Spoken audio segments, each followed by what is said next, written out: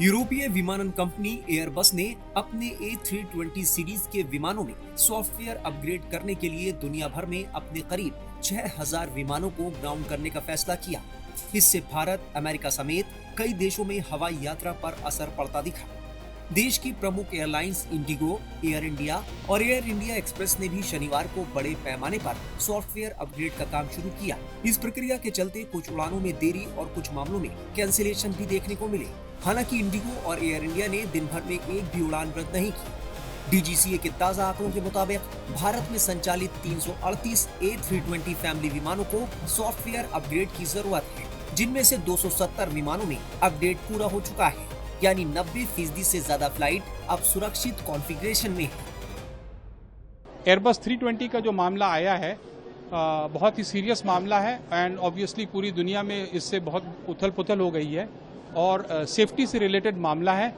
तो इसको सारे रेगुलेटर्स ने बहुत सीरियसली लिया है, एयरलाइंस ने भी बहुत सीरियसली लिया है।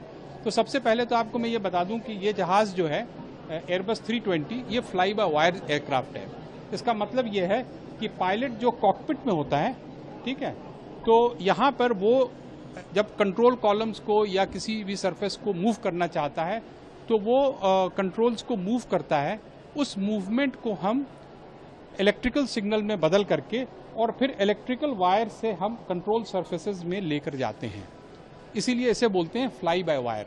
पुराने ज़माने के जहाज़ जो थे उसमें पुली होते थे, वायर्स होते थे जिससे कि आप फिजिकली खींचते थे।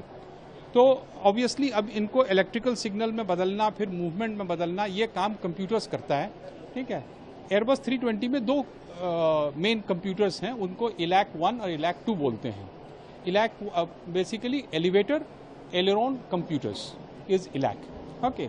एलिवेटर ये पोर्शन का होता है जहाँ से हम जहाज़ को ऊपर नीचे की तरफ मूव करते हैं, और एलेरोन इस पोर्शन पे होता है विंग्स के, जिससे कि हम रोल करते हैं। एयरबस 320 में नॉर्मली इलैक 1 जो है वो एलेरोन्स को कंट्रोल करता है, इलैक 2 एलिवेटर को कंट्रोल करता है। लेकिन अगर एक सिस्टम फेल हो जाए तो दूसरा सिस्टम दोनों को कंट्रोल कर सकता है। अभी जो प्रॉब्लम फेस आई है वो इलैक 2 में आई है, जो कि नॉर्मली आपके एलिवेटर को करता है। और प्रॉब्लम ये है कि बिना पायलट के कंट्रोल इनपुट के जहाज़ खुद ब खुद नोज नीचे ऊपर कर लेता है, और उसको एयरबस ने कहा है कि जो नया सॉफ्टवेयर है इलैक L104 उसमें कुछ ग्लिचेस आ गए, उसकी वजह वो बोलते हैं सोलर रेडिएशन की वजह से, और एज अ रिजल्ट एयरक्राफ्ट जो है वो पायलट के कंट्रोल से कुछ सेकंड्स के लिए बाहर होता है। वो कितना सीरियस है, कितने देर तक बाहर रहता है, उसको गेस्टिमेट करना बहुत मुश्किल है, क्योंकि ये रैंडम एरर है। तो उसका सोल्यूशन ये इन लोगों ने निकाला है कि इससे पहले L103 जो सॉफ्टवेयर था वो स्टेबल है और सालों साल से यूज़ हो रहा था। ये 2024 में अपग्रेड आया था। तो यासा ने जो एडवाइजरी जारी किया है वो ये कि सारे L104 मतलब कि न्यू वर्जन को हम ओल्ड वर्जन की तरफ ले जाएं जब तक के कोई परमानेंट सोल्यूशन नहीं होता है। तो 6000 एयरक्राफ्ट जो हैं वो अफेक्टेड हुए हैं।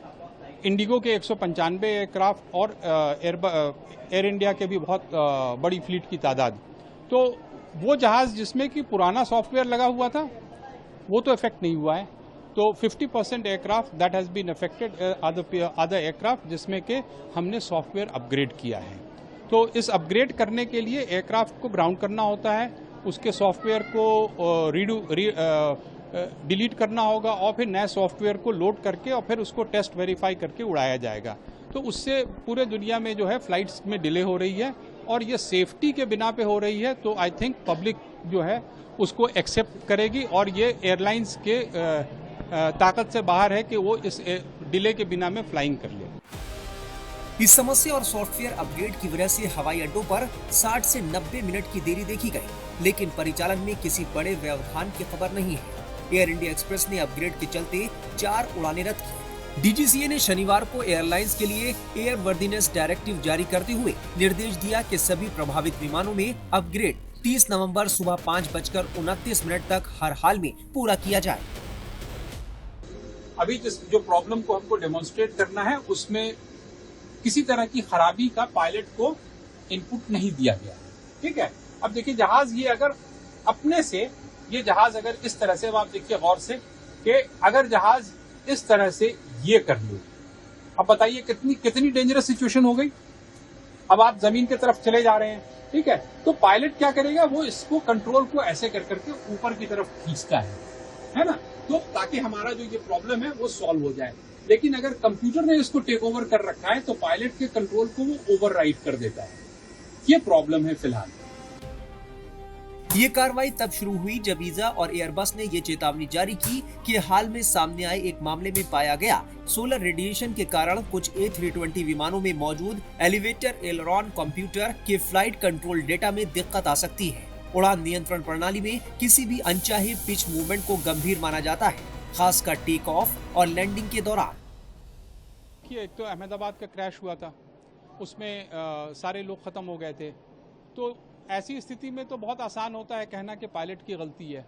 लेकिन जब पायलट बच करके वापस आ गया और उसने कहा कि भाई मैंने कुछ नहीं किया है, जहाज ने अपने आप कुछ ऐसा काम किया जो कि मैं नहीं करना चाहता था, तब एयरबस ने कहा कि ये प्रॉब्लम जहाज का है। ठीक है, और मैं ये देखता हूँ बहुत अच्छा स्टेप लिया है। डीजीसीए ने ओवरनाइट बहुत स्ट्रिक्ट रेगुलेशन पास किया है। एयर इंडिया ने बहुत